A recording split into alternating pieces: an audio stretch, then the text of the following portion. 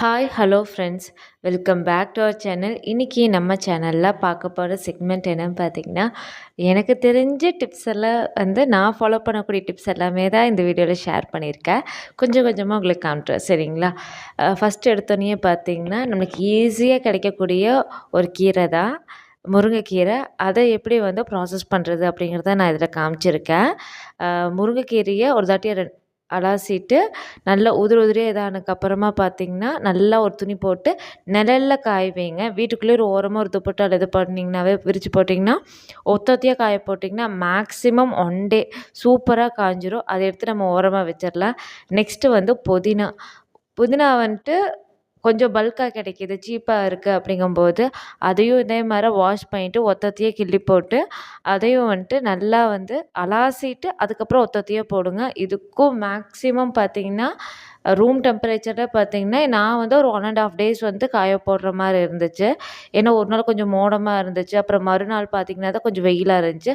So அந்த room டெம்பரேச்சருக்கு தகுந்த மாதிரி தான் வச்சுருந்தேன். எப்படின்னு கேட்டிங்கன்னா, ஜன்னலுக்கு பக்கத்தில் அந்த சூரிய ஒளி இழுத்து அந்த வெயில் படும் இல்லைங்களா ரூம்குள்ளே வீட்டுக்குள்ளே, அந்த இடத்துல தான் நான் காய போட்டேன்.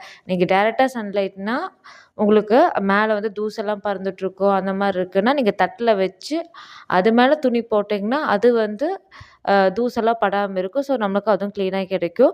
இப்போ கம்ப்ளீட்டாக பார்த்திங்கன்னா தெரியும். இப்போ புதினாவும் சரி அதே மாதிரி ரெடி பண்ணிவிட்டேன். முருங்கைக்கீரையும் பார்த்திங்கன்னா தெரியும் கம்ப்ளீட்டாக ட்ரை ஆகிடுச்சு. இந்த 2மே வச்சு என்னென்ன ரெசிபி பண்ணலாம் அப்படிங்கிறத நான் ஷேர் பண்ணுறேன். ஆல்ரெடி நான் ட்ரை புதினாவை வச்சு தான் நிறைய ரெசிபீஸ் பண்ணியிருந்தேன், அதுவும் உங்களோட ஷேர் பண்ணியிருக்கேன். ஈவன் பிரியாணிக்கு போட்டாலும் கூட போட்டது கூட வீடியோ இருக்குது. நம்ம சேனலில் வெஜிடபிள் பிரியாணியில் பார்த்திங்கன்னா இருக்கும். அதே மாதிரி நான் கருவேப்பிலையும் சரி கொஞ்சம் வாடிடுச்சுனாவே நான் என்ன பண்ணேன், நல்லா காய வச்சு கம்ப்ளீட்டாக கருவேப்பிலையும் ரெடி பண்ணி வச்சுக்குவேன். இந்த கருவேப்பிலையும் நீங்கள் முருங்கைக்கீரையோட காஞ்ச அந்த இலையும் சரி 2மே பார்த்திங்கன்னா ரொம்பவே மருத்துவ குணங்கள் இருக்குங்க. இதை நீங்கள் காஞ்ச கருவேப்பிலையை நீங்கள் ஹேர் ஆயில் யூஸ் பண்ணும்போதும் யூஸ் பண்ணிக்கலாம்.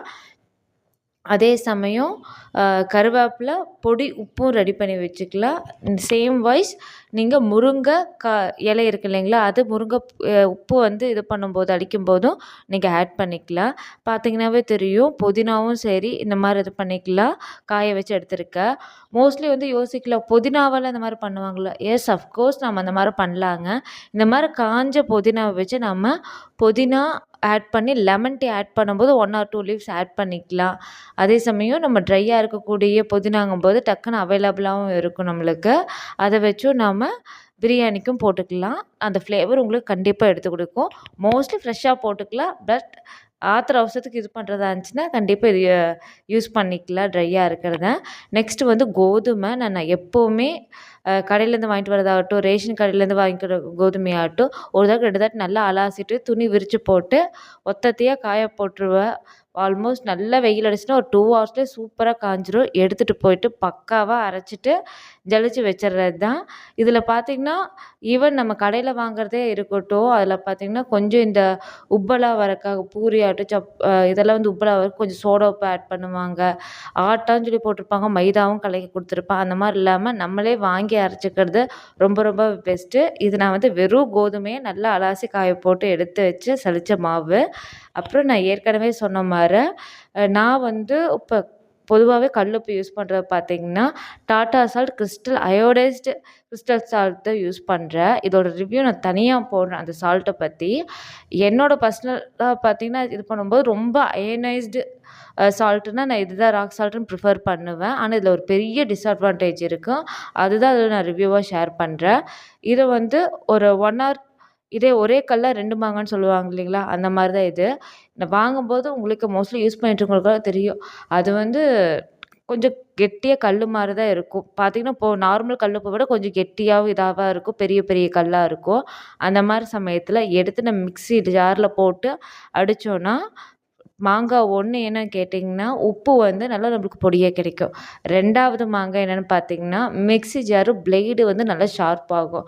அட்லீஸ்ட் ஒரு மந்த்லி ஒன்ஸ் ஆச்சு எப்படி தான் நம்ம சால்ட் யூஸ் பண்ணுறோம், ஒரு பேக்கெட் இது பண்ணுறோன்னா நம்ம வீட்டோட அளவை பொறுத்து இருக்கும். ஒருத்தவங்களுக்கு 15 டேஸ் ஒன்ஸ் கூட உப்பு காலியாகும், இல்லை 1 மந்த் ஒன்ஸ் அந்த மாதிரி கூட இருக்கும். ஸோ அந்த மாதிரி இது பண்ணும்போது நம்ம மிக்ஸி ஜாரும் சரி சூப்பராக அந்த பிளேடும் ஷார்ப்பாகி இதாகும். அதே சமயத்தில் நம்மளுக்கு உப்பும் வந்து பொடி பண்ணிக்கலாம். நான் வந்து ஒரு பேட்ச் அப்படியே அரைச்சி வச்சுட்டு 2வது பேட்சுக்கு பார்த்தீங்கன்னா, ஏற்கனவே சொன்ன மாரி கருவேப்பிலைனால ஆல்ரெடி நம்ம காய வச்சு எடுத்து வச்சுருக்கோம் இல்லைங்களா, அந்த காஞ்ச கருவேப்பிலை ஆட் பண்ணியிருக்கேன். ஏற்கனவே பொடி பண்ணிவிட்டு அதுக்கப்புறமா வந்து கருவேப்பிலையை ஆட் பண்ணுங்கள். ஆட் பண்ணிவிட்டு கம்ப்ளீட்டாக வந்து மிக்ஸ் பண்ணுங்கள். ஏன்னா நீங்கள் அரைக்கும் போதே சரி நல்லா கம்ப்ளீட்டாக உங்களுக்கு பொடி உப்பாகவும் கிடச்சிரும். அதே சமயம் அந்த கருவேப்பிலையும் சரி பொடிஞ்சிரும். அது கூடயே நான் வந்து 1லேருந்து 2 கைப்பிடி அளவுக்கு வந்துட்டு முருங்கை இலை வந்து ஆல்ரெடி நம்ம காய வச்சு எடுத்து வச்சோம் இல்லைங்களா, அதை ஆட் பண்ணிக்கலாம். இப்போ 2யுமே மிக்ஸ் பண்ணிக்கலாம். 2லேயுமே நீங்கள் தனித்தனியாக கருவேப்பிலை தனியாக ஒரு பேட்சோ அரைச்சி அந்த கருவேப்பிலை உப்பாவும் யூஸ் பண்ணிக்கலாம்.